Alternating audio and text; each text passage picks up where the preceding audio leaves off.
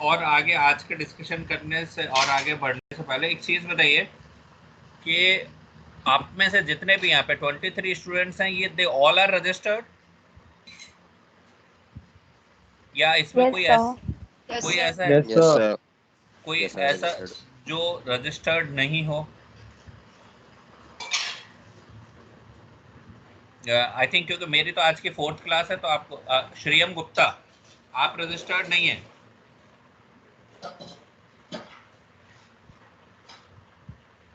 और मेरी 4th class है, तो आई थिंक आपको इससे पहले पता चल चुका होगा कि जो लोग रजिस्टर्ड नहीं हैं उन लोगों को मतलब अटेंडेंस नहीं काउंट होगी उनकी।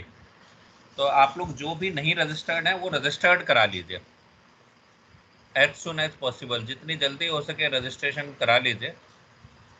और इसके अलावा अगर किसी को रजिस्ट्रेशन में कोई इशू आ रहा है किसी भी तरीके का, तो आप अपने मेंटर से डायरेक्टली कांटेक्ट कर लीजिए। मेंटर आपको कुछ ना कुछ सॉल्यूशन उसका ज़रूर बताएंगे, ठीक है? बस ये है ना कि कम्युनिकेट कीजिए, मेंटर के साथ कम्युनिकेट नहीं करेंगे तो फिर इस तरीके से अगर आप बिना रजिस्टर्ड बने रहेंगे तो ये आपके लिए मतलब अच्छा नहीं है। आगे क्या होगा कि फिर नुकसानदायक ही है। तो जो भी अनरजिस्टर्ड स्टूडेंट्स हैं और वो लोग रजिस्टर करा लें, ये चीज़ ध्यान रखें, ठीक है? चलिए अब हम शुरू करते हैं आज के टॉपिक। लास्ट क्लास में हमने पढ़ा स्ट्रक्चर ऑफ न्यूरॉन। पीपीटी दिखाई दे रही सभी को? Yes, sir. Yes, sir. How your brain cells talk to each other. हम लोग तो बात कर लेते हैं ना एक दूसरे से, मैं बोल रहा हूँ और आप सुन रहे हैं, या आप बोल रहे हैं मैं सुन रहा हूँ। तो ब्रेन सेल्स किस तरीके से इंटरेक्ट करते हैं, एक दूसरे से कैसे बात करते हैं? अच्छा, ये जो दो टॉपिक है, चाहे लास्ट क्लास का इंट्रोडक्शन टू न्यूरॉन और how your brain cells talk to each other और how neurons communicate with each other, ये जो टॉपिक है, ऑल्दो अगर आपने सिलेबस का याद होगा आपको, तो ये सिलेबस में टॉपिक नहीं थे ये, क्योंकि सिलेबस है आपका artificial neural network ANN। But ये उसका एक तरीके से कहें कि बेसिक है, क्योंकि जब तक आपको न्यूरॉन की स्ट्रक्चर नहीं पता होगी, न्यूरॉन्स के बीच में आपस में कम्युनिकेशन किस तरीके से होता है वो नहीं पता होगा, तब तक आप आर्टिफिशियल न्यूरॉन कैसे बनाओगे और उनका नेटवर्क कैसे बनाओगे? तो first you need to know the actual neural network, then only you will be able to design or understand the artificial neural network. So उसी continuation में जो second topic is how your brain cells talk to each other. ये जो PPT है, जितनी भी PPT है, मैंने पीपीटी आपकी इस तरीके से बनाई है कि पीपीटी पर मैक्सिमम टेक्स्ट मैंने आपको अवेलेबल कराया है, सो दैट क्या हो कि जब ये पीपीटी मैं आपके साथ शेयर करूं तो आपको ये एक नोट्स के तरीके से भी आ जाए। अदरवाइज जब हम पीपीटी बनाएंगे तो पीपीटी में इतना कंटेंट नहीं डिलीवर करते हैं।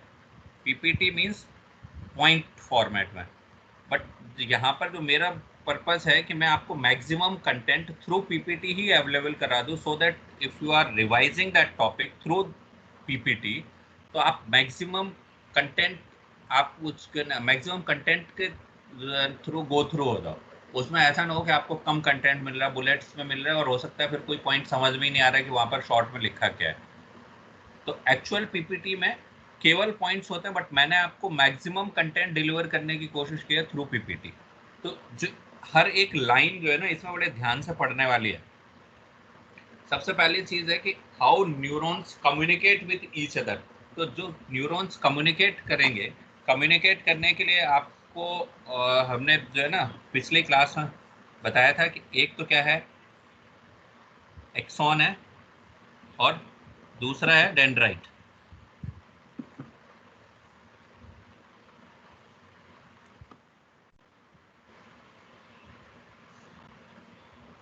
एक एक्सॉन हो गया और दूसरा हो गया डेंड्राइट।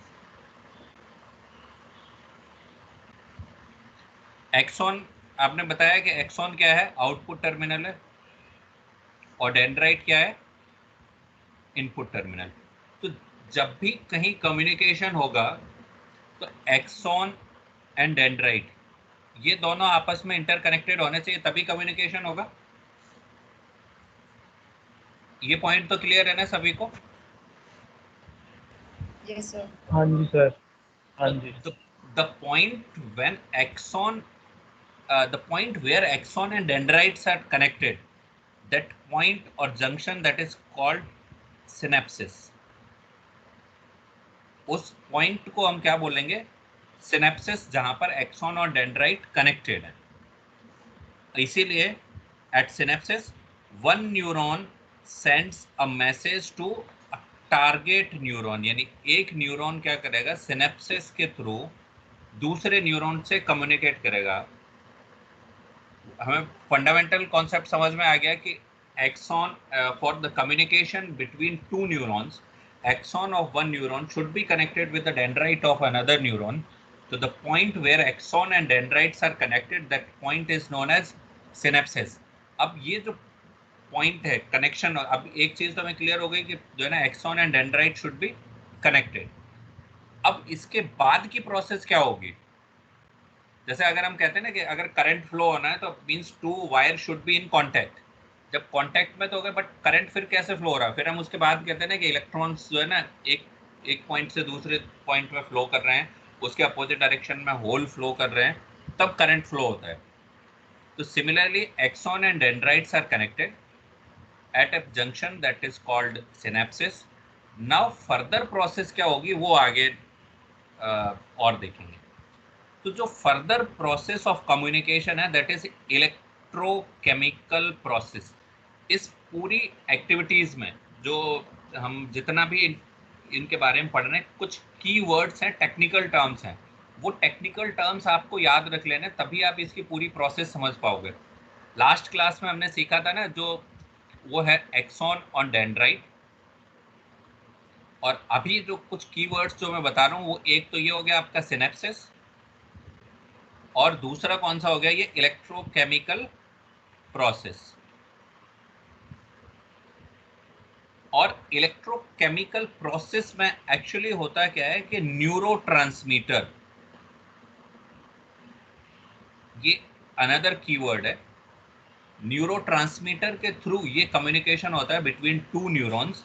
और जो न्यूरोट्रांसमीटर है क्या? It is like a chemical word sending message from one neuron to another neuron. यानी एक तरीके से हम ये कह सकते हैं कि जो है ना, जो न्यूरॉन्स हैं, neurons communicate with each other at a junction called synapsis. The process by which they communicate, that process is electrochemical process.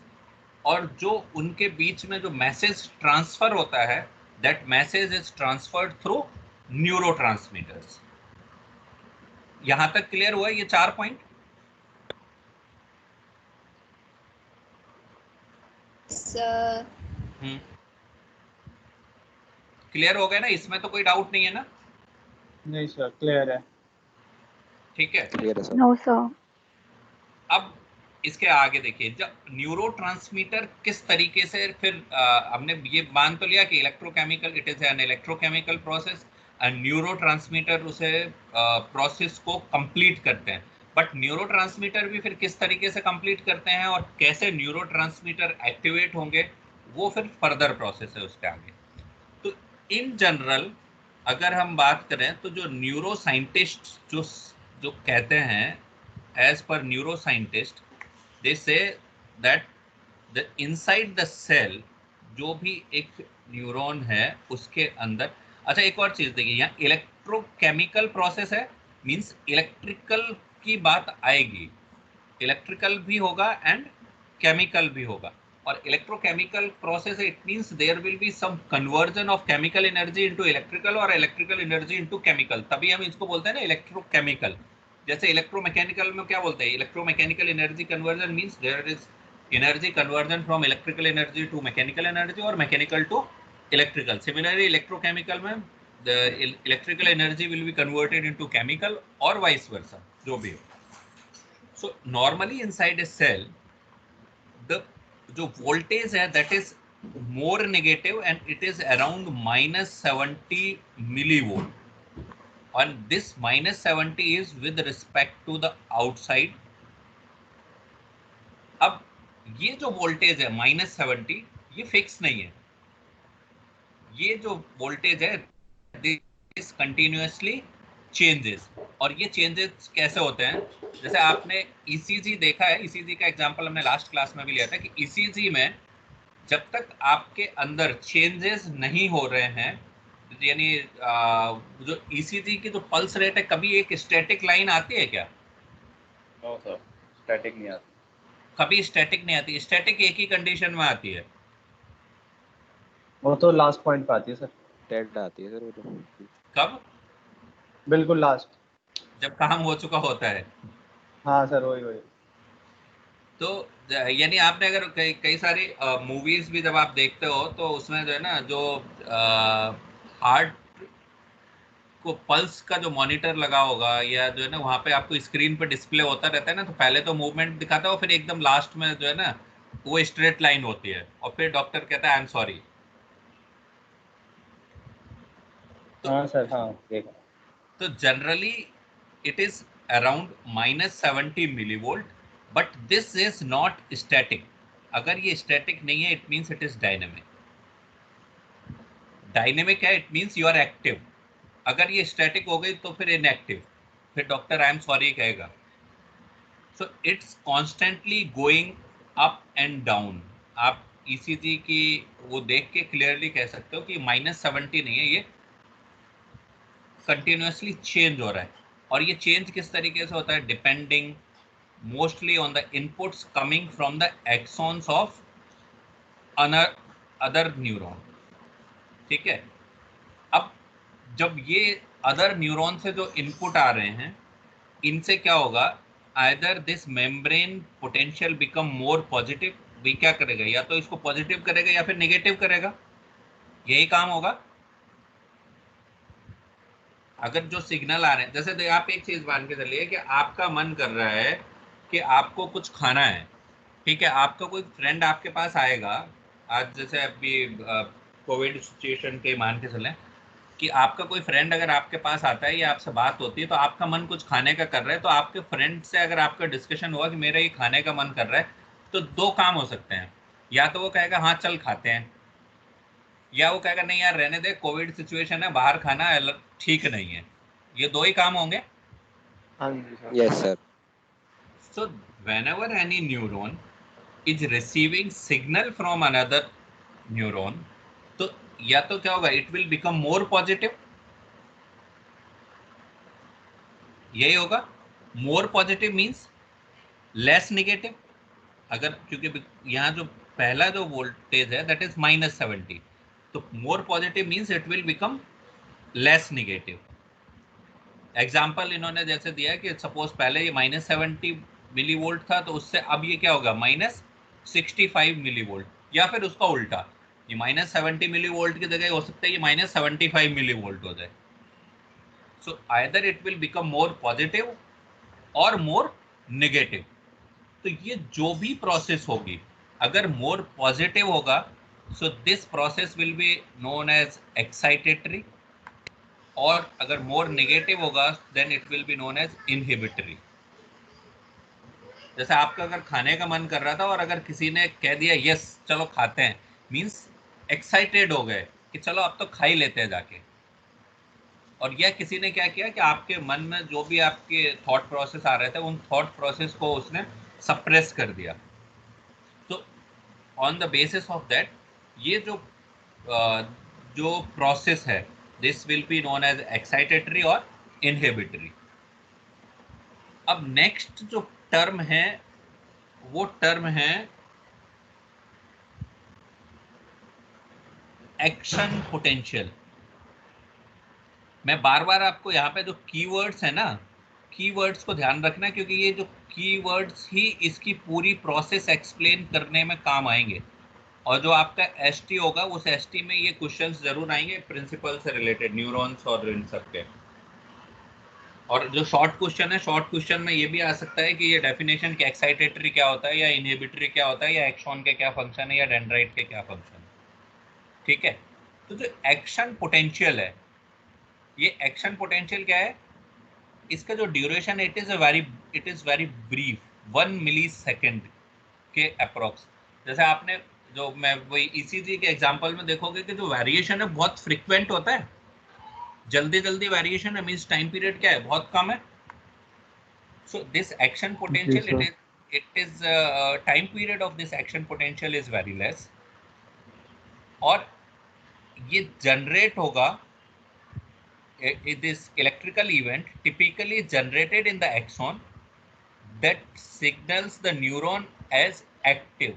मतलब जब ये सिग्नल, ये एक्टिव पोटेंशियल है, इट मींस न्यूरॉन जो है ना वो क्या है, एक्टिव है। फिर क्या होगा, when this action potential will be generated, then this action potential will travel कहाँ से, क्योंकि जो है ना ये एक्शन पोटेंशियल जनरेट क्या होगा, न्यूरॉन के न्यूक्लियस पार्ट में, then this will travel through the length of action, क्योंकि अब इसको ये मैसेज क्या करना है, किसी दूसरे को देना है ना जाके, and causes release of neurotransmitter, और ये न्यूरोट्रांसमीटर कहाँ रिलीज होगा, इनटू सिनेप्स। एक एग्जांपल से समझो कि आपका मन किया कुछ खाने का, तो आपने क्या किया, आपके मन में अचानक से थॉट आया कि नहीं मुझे कुछ खाना है, मीन्स आप कुछ सोच रहे थे, फिर क्या हुआ, सोचने के बाद आपने क्या किया कि मुझे कुछ खाना है, आप क्या करोगे, जो है ना आप अपनी मूवमेंट करोगे, या तो किसी के पास जाओगे, अगर घर में हो तो घर में जाके किसी से कहोगे चलो ये खाते हैं या बनाते हैं, ठीक। सो whenever that action potential is generated in a particular neuron, then that action potential, क्योंकि वो जनरेट कहाँ हो रहा है, न्यूरॉन के इनसाइड न्यूक्लियस, देन उसको क्या करना है, वो मैसेज कम्युनिकेट करना है ना किसी दूसरे को। आपको कोई अच्छी चीज देख के आपके जो है ना मुंह में लार आने लगती है ना, कई बार खाने का मन करने लगता है या भूख लगने लगती है, तो ये क्या है कि आपने देखा, देखने के बाद आपके एक पर्टिकुलर न्यूरॉन में, जैसे जिनको हमने मोटर न्यूरॉन कहा था या सेंसरी न्यूरॉन, जो है ना जो लास्ट क्लास में हमने टाइप्स ऑफ न्यूरॉन्स बताए थे, तो एक न्यूरॉन ने वो सिग्नल सेंस किया, देन एक एक्शन पोटेंशियल जनरेट हुआ, उसने वो कम्युनिकेशन किया किसी दूसरे को, फिर जो है ना कम्युनिकेट करने के लिए उसने क्या किया, एक न्यूरोट्रांसमीटर दूसरे तक पहुंचाना है, तो उसने सिनेप्स एरिया में, means at a junction where axon and dendrites of two neurons are connected, वहां पर एक इलेक्ट्रोकेमिकल प्रोसेस इनिशिएट की, that electrochemical process is initiated with the help of neurotransmitters. ठीक है, यहाँ तक आई थिंक इस स्लाइड में तो क्लियर है सब कि कुछ मिसिंग है?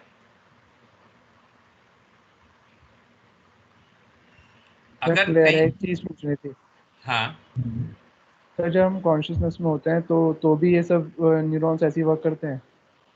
क्योंकि ब्रेन ब्रेन तो ऑन रहता है, बट बॉडी पे कोई अगर वो आए, सिग्नल्स आए, तो वो काम नहीं करते ना मेरे ख्याल से। कॉन्शियसनेस मींस, तो हम बेहोश हैं और हाँ ब्रेन तो वर्किंग वर्किंग पोजीशन में उस वक्त भी। हाँ, नहीं अभी, अनकॉन्शियस होता है वो बोला। अभी आ गए, हाँ अनकॉन्शियस बोलोगे ना उसे। अरे शुभम कुमार, क्यों रिक्वेस्ट मांग रहे हो एक्सेस करने का पीपीटी? सॉरी ब्रो, मुझे पता नहीं था। हो गया। अच्छा, थैंक यू टू करेक्टिंग। आ, आ, मैं जो है ना अभी जो आप बता रहे हो ना अनकॉन्शियसनेस, अभी आगे उससे रिलेटेड भी प्रोसेस आएगी कि जो ये आपने न्यूरोट्रांसमीटर रिलीज हुआ सिनेप्सिस एरिया में, तो जरूरी नहीं है कि वो उसके पास ही पहुंच जाए, वो एक बार आगे, रिपीट करेंगे सर? जब न्यूरोट्रांसमीटर रिलीज हुआ सिनेप्स एरिया में, हाँ। तो जरूरी नहीं है कि दूसरा न्यूरॉन उसे रिसीव ही कर ले, ओके। वो अभी आगे आगे आएगा तब बताते हैं ना उसके, क्योंकि एक तो अभी तो क्या हुआ कि एक न्यूरॉन ने मैसेज दिया, अब दूसरे ने उसे हाँ। लिया या नहीं लिया ये तो दूसरे पर डिपेंड कर रहा है ना, अच्छा ठीक है सर। और अगर दूसरे ने नहीं लिया तब उस न्यूरोट्रांसमीटर का क्या होगा, हाँ सर, ये जानना है। वो अभी आगे आगे प्रोसेस है वो। ठीक है।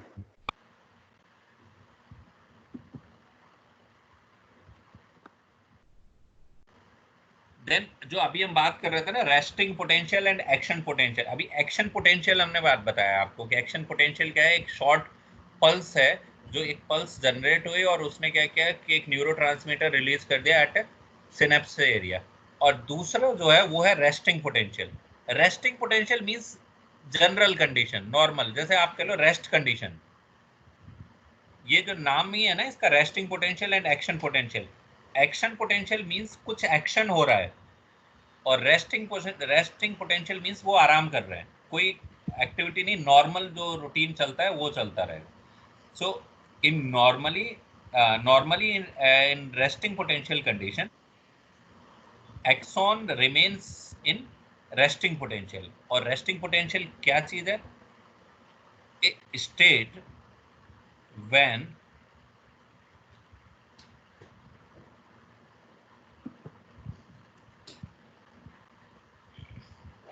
पीपीटी हट गई ना, a state in which interior of the neurons contains a greater number of negativity charged ion than the area outside the cell। अभी इससे पिछली वाली स्लाइड में बताया था कि नॉर्मल कंडीशन में जो सेल है, सेल के इनसाइड जो है जो पोटेंशियल है, that is more negative compare to outside, and it is around -70 millivolt. ये चीज बताई थी। So normal condition, if the inside potential is more negative than outside, it means that neuron is in resting potential। Action potential क्या होगा? जब कोई signal आएगा तो ये जो मोर नेगेटिव था या तो ये मोर पॉजिटिव हो जाएगा। तो नेक्स्ट इसके बाद क्या होगा? When the segment of the axon that is closest to the cell body is stimulated by an electrical signal from the dendrite। अब ये जो है ना, इसको अगर हम जो है ना एक नॉर्मल लैंग्वेज में समझें आसान से, कि एक न्यूरॉन वो रेस्टिंग पोटेंशियल में है, उसके पड़ोसी न्यूरॉन ने आके क्या किया, उसको एक सिग्नल दिया, दैट सिग्नल इज स्टिमुलेटेड या स्टिमुलेटिंग सिग्नल। और ये कहाँ से आया? From dendrite of neighbourhood neuron. अब क्या होगा इसके बाद? If this signal is strong enough, यानी अगर ये इतना है कि एक सर्टेन लेवल से ऊपर चला जाए। ये एक्शन पोटेंशियल पे फोकस यहाँ इसलिए करना है क्योंकि एक्शन पोटेंशियल मेन कॉन्सेप्ट है आपके आर्टिफिशियल न्यूरॉन में। सिग्नल तो कई आ रहे हैं, बट उन सिग्नल का मैग्नीट्यूड इतना नहीं है कि वो थ्रेशोल्ड लेवल से ऊपर चले जाएं, तो वो न्यूरॉन एक्टिवेट नहीं होगा। यानी वो कहेंगे कि सिग्नल रिसीव कर रहा है, बट रिसीव करके उसे फर्दर आगे ट्रांसमिट नहीं कर रहा। तो जब ये थ्रेशोल्ड लेवल को पास करेगा, then cell membrane of this first segment opens its gates. अभी आगे बताऊंगा कि कैसे गेट ओपन करती है। allowing positive charged sodium ion that were previously kept out to enter। जैसे एक एग्जांपल से हम फिर से लेते हैं कि आपके गेट पर कोई आया, आपका मन कर रहा है सोने का, और आपको पता है कि जो बाहर से आ रहा है वो हमें डिस्टर्ब करेगा। तो उसने एक बार बेल बजाई, आप क्या करोगे? छोड़ो यार जाने दो।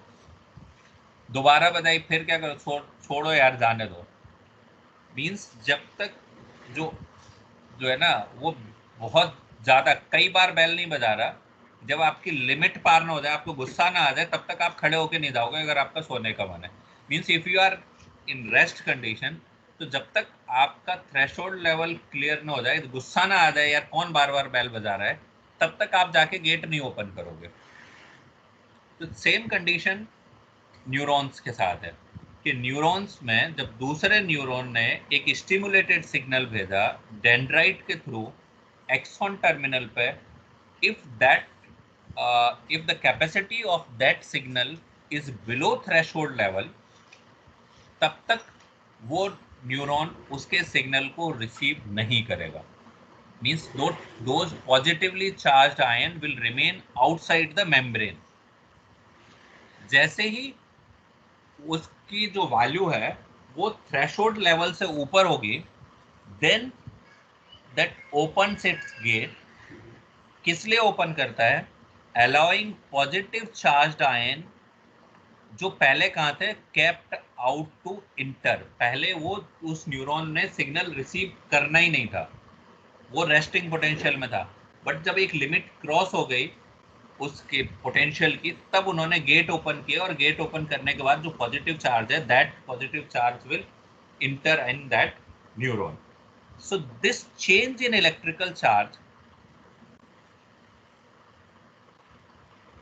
that occurs in a neuron when nerve impulse is transmitted, and this is known as action potential।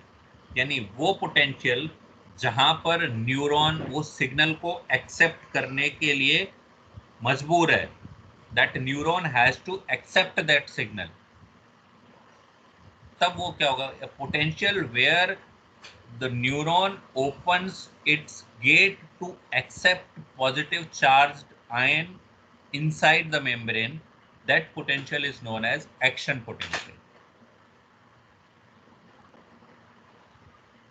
then जब एक बार action potential हो गया, then क्या होगा, क्योंकि because positive charged ion will go inside the membrane and number of positive ion exceeds the number of negative ion। क्योंकि पहले negative ज्यादा थे, अब जब एक बार वो गेट आपने ओपन कर ही दिया, सो गेट ओपन करते ही क्या होगा, उसमें पॉजिटिव चार्ज आयन की कंसंट्रेशन बढ़ जाएगी, and that segment will be temporarily become positively charged. तो अब क्या करेगा, पहले जो न्यूरॉन रेस्टिंग कंडीशन में था, अब वो क्या होगा, that neuron will be activated again. जब ये एक्टिवेट होगा, so it will generate another signal, that signal will transmit through axon of this neuron towards the axon terminal, and again ये पड़ोसी न्यूरॉन को नॉक करेगा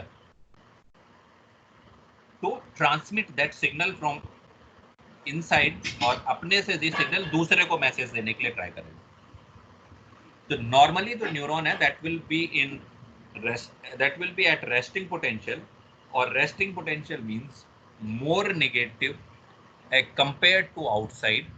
जब action potential आएगा, the signals which are coming through neighboring neurons, they will increase, or they will be more than a threshold level। then जो neuron है, that will opens its gate at the synapse terminal, और वो gate open करके जो positive charge ion है जो दूसरे से आए, उनको एक्सेप्ट करेगा, और एक्सेप्ट करके अगेन ये एक्शन कंडीशन में आके उन पॉजिटिव चार्ज आयन को दूसरे न्यूरॉन के लिए ट्रांसफर करेगा। अभी मैं एक फिगर आएगा, उसके थ्रू आपको एक्सप्लेन करता हूँ, ठीक है? यहाँ तक क्लियर था वैसे अभी? Yes sir. एक स्लाइड को हम जो है ना, जो क्लियर करते हुए चलेंगे, जिससे किसी को कोई डाउट ना हो बाद में।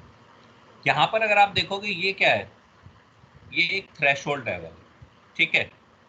अब थ्रेशोल्ड लेवल में ये जो वेव फॉर्म आप देख रहे हो, ये कंटिन्यूअसली चेंज हो रही है। अगर इसको और नहीं देखो तो इसमें देखो, ये क्या है, ये कंटिन्यूअसली चेंज हो रही है, means this neuron is alive. फिर क्या होगा, जो इनमें जो प्रोसेस होगी, देखिए यहाँ पर अगर आप देखोगे, ये this is excitation process. If excitation process means more positive, तो जो ये जो वैल्यू थी, ये वैल्यू होती है -70। अगर यहाँ से ये जो है ना, अगर ये यहाँ पहुँच गया, तो ये क्या हो गया, ये -70, सॉरी ये नहीं, इसको नहीं खाएंगे हम। ये जो थे, अगर हमने ये -70 लिए, तो ये जो ऊपर पहुंच गया, ये अराउंड 60 या 62 के आसपास हो जाएगा, या 63। तो this mean it means it is more positive. अब क्या हुआ, ये मोर पॉजिटिव, तो this process is known as excitation. और आगे फिर क्या होगा, कोई ऐसा सिग्नल आएगा जो इसको क्या करेगा, मोर नेगेटिव। तो ये जो डायरेक्शन दिख रहा है आपको, दिस ये वाला, ये क्या है, इनहिबिशन। सो ये इसको क्या करेगा, मोर नेगेटिव। यहाँ से देख रहे हैं ना कि ये इसके कंपैरिजन में ये जो पॉइंट है, दिस इज मोर नेगेटिव। ऐसे ही इसके कंपैरिजन में ये जो पॉइंट है दिस इज मोर नेगेटिव। तो जो एक्साइटेशन है that will make more positive और जो इनहिबिशन है that will make more negative. और बट ये एक्साइटेशन और इनहिबिशन ये कंप्लीटली कंटिन्यूस फिनोमेना है, ये चलते रहेंगे। बट कोई ऐसी कंडीशन जहां पर एक्साइटेशन इस थ्रेशोल्ड लेवल से ऊपर चले जाए तब आपको ये स्पाइक मिलेगी और न्यूरॉन दूसरे न्यूरॉन के साथ कम्युनिकेशन स्टार्ट करेगा। अदरवाइज ये कंटिन्यूस मूवमेंट तो चलते ही रहेंगे। अगर आप यहाँ पर भी देख रहे हो ना तो ये कंटिन्यूस मूवमेंट चल रही है, ये सारे ये कंटिन्यूस मूवमेंट चल रही हैं। बट एक्साइटेशन के वजह से एक इस पॉइंट पर, एक इस पॉइंट पर, एक इस पॉइंट पर और एक इस पॉइंट पर, इन 4 पॉइंट पर आपको स्पाइक्स मिल रही हैं। और स्पाइक मिलने से इन 4 पॉइंट पर one neuron will start communicating with another neuron. नहीं तो क्या है कि ये रेस्टिंग पोटेंशियल में बना रहेगा। ठीक है, इसको और अगर हम देखें तो इस तरीके से समझिए, ये रेस्टिंग पोटेंशियल है -70। रेस्टिंग पोटेंशियल से ये एक्साइटेशन आया तो ये गया और जो है ना -55। यहाँ पर ये suppose -55 this is the threshold level. तो थ्रेशोल्ड लेवल क्रॉस किया देन ये इट विल मूव और हाई होगा +30 वोल्ट तक and then again it will come down. इसी में हम ऐसी वेवफॉर्म देखते हैं कि बहुत ज़्यादा बढ़ती हैं और फिर वो इंक्रीज होकर डिक्रीज होती हैं। So during the action potential, the electrical charge across the membrane changes dramatically. Dramatically आप इसमें देख चुके हो ना, ये प्रीवियस वाले में कि एकदम ये इंक्रीज होगा देन डिक्रीज हो जाएगा। तो एक्शन पोटेंशियल में जैसे कभी कभी ऐसा होता है ना कि किसी को गुस्सा आता है तो समझ नहीं आता कि वो क्या कर देगा। तो आप उसी तरीके से मान के चलते हो कि जब जो है ना एक्साइटेशन कंडीशन आएगी उस टाइम पर जो इलेक्ट्रिकल पोटेंशियल है दैट विल चेंज ड्रामेटिकली। और अगर इसी को बात करें तो जो हार्ट पेशेंट होते हैं उनको डॉक्टर क्या एडवाइस करते हैं कि इनको एक तो टेंशन मत करने देना और इनको गुस्सा मत करने देना, क्योंकि दोनों ही कंडीशन में चाहे टेंशन हो या गुस्सा हो, ये जो मूवमेंट है, जो थ्रेशोल्ड लेवल है या एक्साइटेशन लेवल है, तो ये जो रेस्टिंग पोटेंशियल से एक्शन पोटेंशियल कंडीशन में आएंगे और न्यूरॉन्स के बीच में कम्युनिकेशन बहुत जल्दी होगा और फिर क्या होगा, हार्ट बीट बढ़ने के चांसेस बहुत ज़्यादा होते हैं। तो इसीलिए डॉक्टर्स एडवाइस करते हैं कि इनको टेंशन ना हो और गुस्सा ना हो। तो नमक भी ज्यादा मना करते हैं नमक खाने के लिए। नमक खाना इसलिए क्योंकि उनसे जो है ना ये जो न्यूरॉन्स हैं वो एक्टिवेट जल्दी हो जाएंगे। ठीक है, ये जो अच्छा। फिगर मैंने लिया है ये खान एकेडमी पर बायोलॉजी का एक कोर्स है, उससे ये फिगर लिया है मैंने। यहाँ पर अगर आप देखोगे तो ये न्यूरॉन्स का पार्ट है। न्यूरॉन्स में इसको क्या बोलेंगे हम यहाँ पर, डेंड्राइट। ये इसके क्या है, एक्सॉन। और ये जो है ना ये डेंड्राइट है दूसरे का। तो एक एक्सॉन दूसरे के डेंड्राइट से कनेक्टेड है, तो जहां पर जो ये कनेक्टेड है that portion is known as synapse. Once action potential is generated inside this neuron, that action potential will travel through this path, ये path क्या है, through axon towards the axon terminal। and then हमें जो process समझनी है वो ये है कि यहाँ पर क्या हो रहा है, इस सिनेप्स में क्या हो रहा है। इस सिनेप्स के पोर्शन में ऐसा क्या हो रहा है कि जो एक्शन पोटेंशियल यहाँ से आया एक्सॉन के थ्रू इस एक्सॉन टर्मिनल तक, और फिर इस एक्सॉन टर्मिनल ने इसको जो है ना डेंड्राइट को ट्रांसफर कर दिया दूसरे वाले को। तो ये प्रोसेस समझने के लिए। So when an action potential reaches the presynaptic terminal, it causes neurotransmitter to be released from the neuron into synaptic cleft. फिर से एक और टेक्निकल टर्म आया, सिनेप्टिक क्लेफ्ट। मींस जब एक्शन पोटेंशियल यहाँ से ट्रेवल होते होते इन एक्सॉन टर्मिनल पे आया और जब ये इस डेंड्राइट के पास पहुंचेगा तो यहाँ से क्या होगा, एक न्यूरोट्रांसमीटर रिलीज हुआ। न्यूरोट्रांसमीटर कहाँ से रिलीज होगा? इसके एक्सॉन टर्मिनल से। और ये जो एरिया है सिनेप्स के पास, इस एरिया को बोला है सिनेप्टिक क्लेफ्ट, और जो इसका जो गैप है that is around 20 to 40 nanometer. फिर क्या होगा? तो यानी अब इसको हम जो है ना, अब जो बात कर रहे हैं हम, इस पूरे से हमें कोई मतलब नहीं है, ये सारा का सारा पार्ट हट गया। अब हमारा जो फोकस है केवल इस पोर्शन पर है। क्लियर हुआ? हम यहाँ से एक्शन पोटेंशियल जनरेट हुआ, एक्शन पोटेंशियल जनरेट होने के बाद एक्सॉन टर्मिनल्स तक पहुंच गया। Terminals has released the neurotransmitter in this area. अब हम आगे की बात करेंगे। ये वाले इस न्यूरॉन से काम खत्म हो गया हमारा, इससे अब कोई लेना देना नहीं है, अभी इससे भी कोई लेना देना नहीं है। केवल इस पर्टिकुलर एरिया में क्या जो है ना कंडीशन है उसकी बात कर रहे हैं हम। So after travelling across the synaptic cleft, यानी जो 20 से 40 नैनोमीटर का जो गैप है, the transmitter will attach to neurotransmitter receptor on the postsynaptic side, and depending on the neurotransmitter released, ये क्या होगा? यहाँ से जब ट्रेवल, मैं आपको फिगर से बताऊँ, इसको देखो, इस फिगर से अगर आप क्लियर, ये फिगर क्लियर हो रहा है?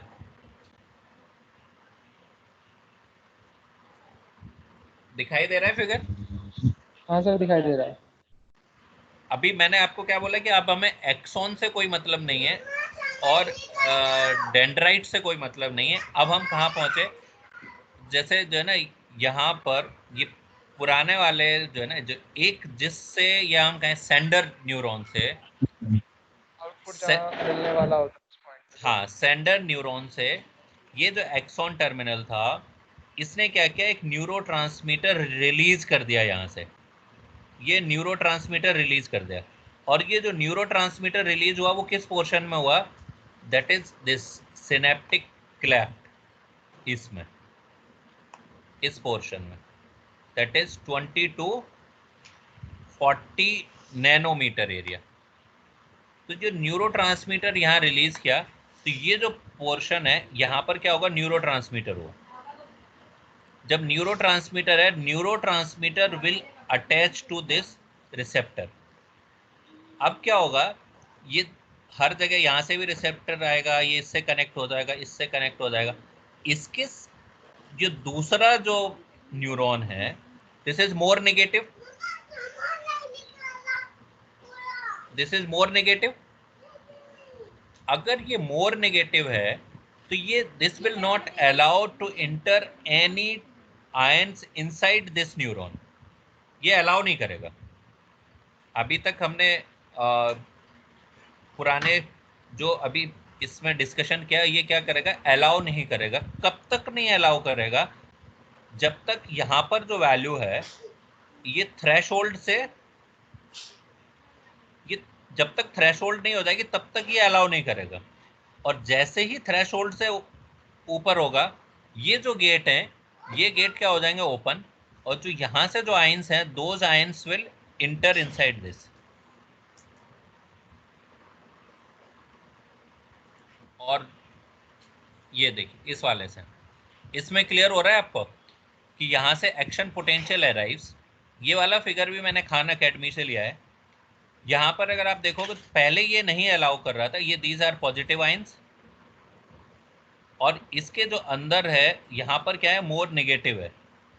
ये पॉजिटिव आयंस है। जैसे ही ये थ्रेशोल्ड वैल्यू से ऊपर जाएगा, ये these gates will open and these gates will allow these positive ions to be entered in another neuron.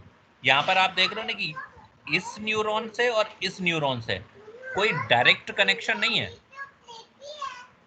ये सिनेप्टिक क्लेफ्ट एरिया है, और सिनेप्टिक क्लेफ्ट एरिया में, सिनेप्टिक क्लेफ्ट एरिया में जो है न्यूरोट्रांसमीटर रिलीज होगा, और उस न्यूरोट्रांसमीटर के हेल्प से जो मैसेज है, that message will be transferred from this neuron to this neuron. आया समझ में यहाँ तक?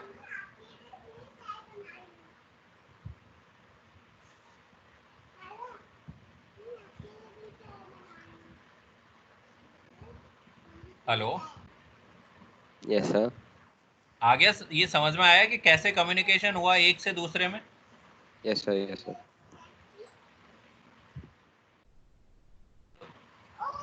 यही चीज जो है ना यहाँ पर लिखी हुई है।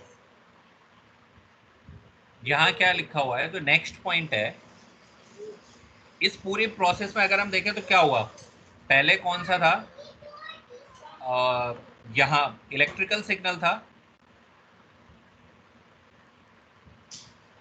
इलेक्ट्रिकल सिग्नल कैसे था? ये एक्शन पोटेंशियल जो था, ये क्या था? इलेक्ट्रिकल सिग्नल था। यहाँ पर जब इस न्यूरॉन ने कोई सिग्नल रिसीव किया, इसके अंदर जो पोटेंशियल है वो क्या था? इस पोटेंशियल ने इसको मोर पॉजिटिव बनाया, means that is electrical signal.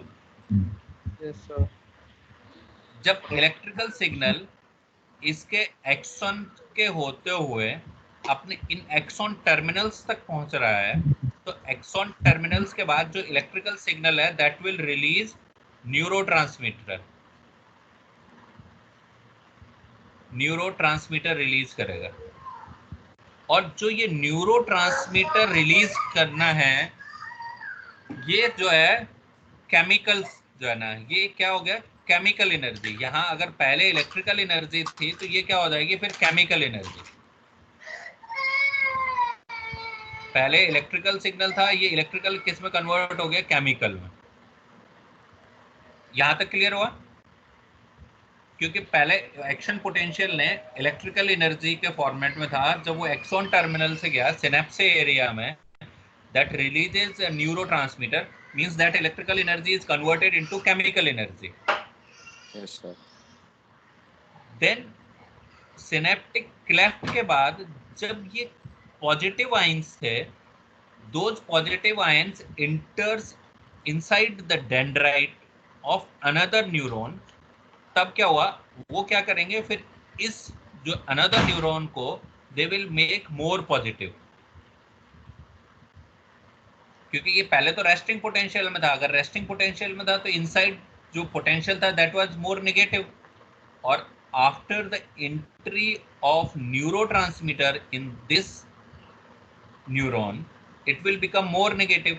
सो पहले इलेक्ट्रिकल सिग्नल था या इलेक्ट्रिकल एनर्जी थी, that electrical energy was converted into chemical energy, and again that chemical energy is converted into electrical energy. So इसलिए इस complete process को बोला है इलेक्ट्रोकेमिकल प्रोसेस, जो पहले एक्सप्लेन किया था ना कि जो कम्युनिकेट थ्रू इलेक्ट्रोकेमिकल प्रोसेस।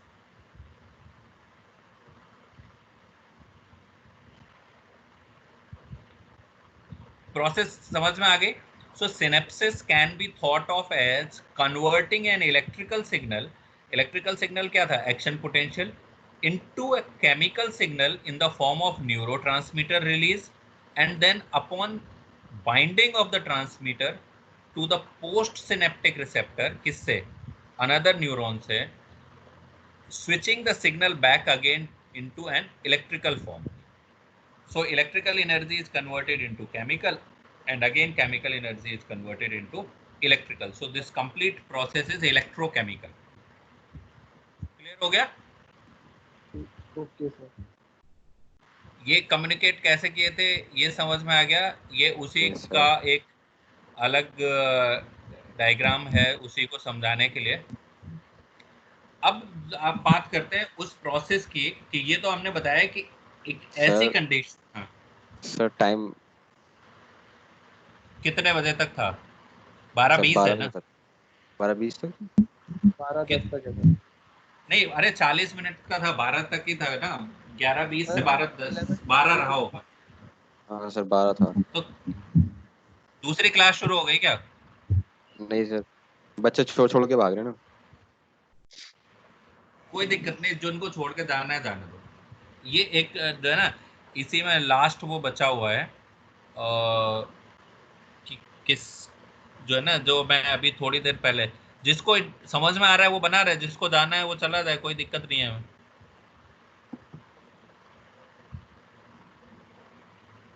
अगर पूरी प्रोसेस समझ में आ रही है तो ठीक है। मैं तो ये जो तो ऐसे समझ में आ गया, इलेक्ट्रोकेमिकल वाला आ गया। हाँ, तो इसके बाद जो ना नेक्स्ट है वो है कि जो अभी थोड़ी देर पहले जो हम लोग डिस्कशन कर रहे थे कि अगर मान लीजिए एक ने सिग्नल भेजा और अगर दूसरे ने रिसीव ही नहीं किया तो ये भी तो हो सकता है।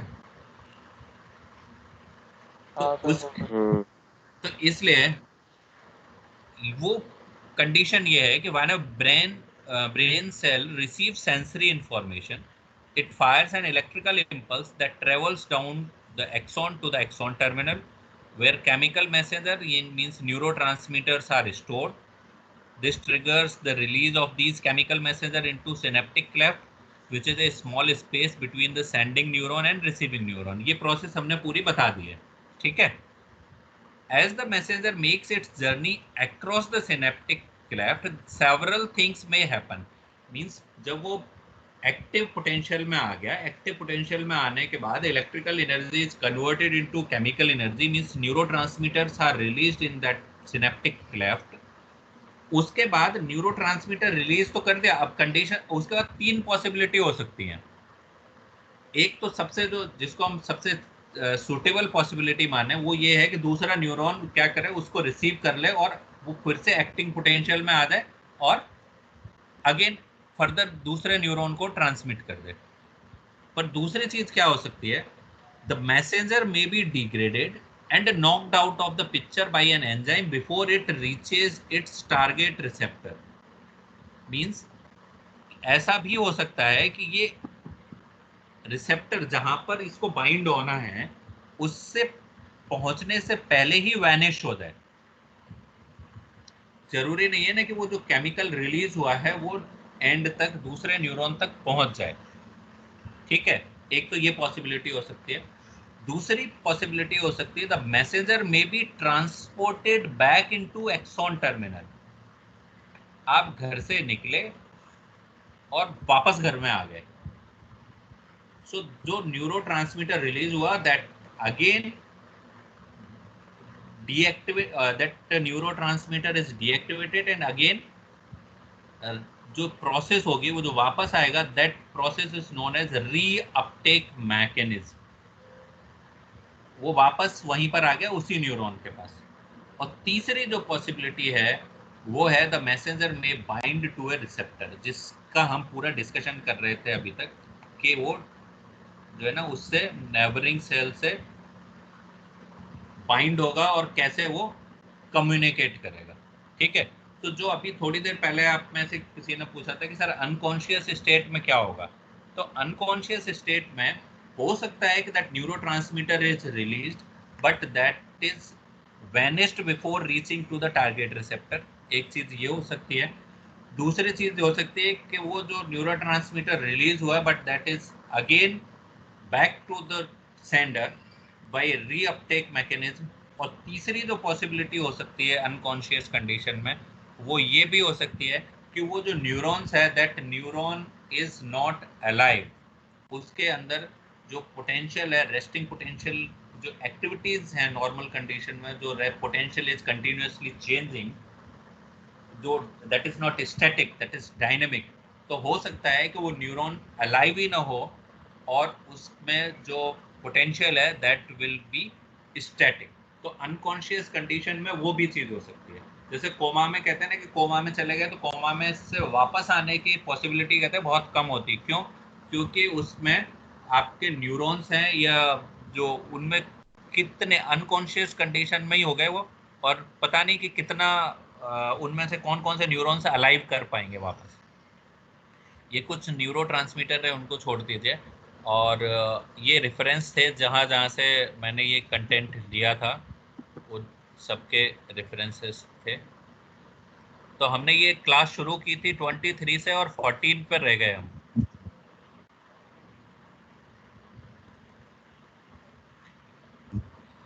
कोई दिक्कत नहीं। आई थिंक जो है ना न्यूरॉन्स एक दूसरे से कैसे कम्युनिकेट करते हैं वो प्रोसेस समझना जरूरी था, इसलिए ऑल्दो ये बायोलॉजी जैसा पार्ट था बट फिर भी जो है ना समझना जरूरी था, और मैंने अपनी तरफ से कोशिश की कि वो आपको पूरी प्रोसेस समझ में आ जाए कि वो कैसे एक दूसरे से कम्युनिकेट कर रहे हैं। मुझे तो आ गया। ठीक है, इससे रिलेटेड कोई डाउट किसी को?